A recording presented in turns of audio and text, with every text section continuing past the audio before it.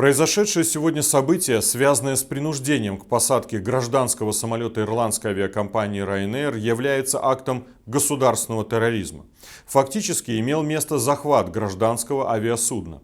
Имеющиеся в распоряжении факты говорят о принуждении экипажа гражданского самолета к посадке на территории Беларуси с использованием военно-воздушных сил. Диктатор подтвердил, что является международным террористом. Его действиям должны быть даны соответствующие правовые оценки мировым сообществом. Мы располагаем информацией, что истребитель-перехватчик ВВС Беларуси подал маневром условный сигнал пилотам лайнера авиакомпании Ryanair «Следуй за мной». Капитан гражданского воздушного судна обязан был подчиниться. Капитан мог не подчиниться команде диспетчера, но угрозе со стороны военного самолета обязан.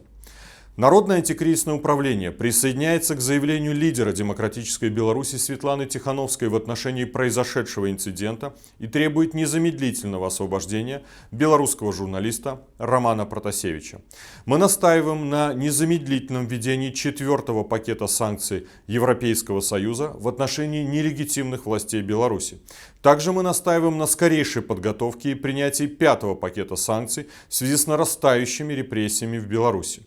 Мы ведем активные консультации с МИДами стран Европейского Союза, а также с Организацией международной гражданской авиации ИКАО, Европейской организацией международных авиаперевозчиков. Мы полагаем важным остановить международное авиасообщение на территории Беларуси на время расследования. Временно запретить возможность пролета правительственных и военных самолетов Беларуси над территорией европейских стран. Также мы призываем европейские страны, США и других международных партнеров ускорить признание Лукашенко международным террористом. Белорусы зарубежья, обращайтесь в Министерство иностранных дел, чтобы поддержать введение 4-го пакета санкций ЕС и ускорить разработку 5-го, закрыть авиасообщение над Беларусью на время расследования и запретить возможность пролета правительственных и военных судов Беларуси.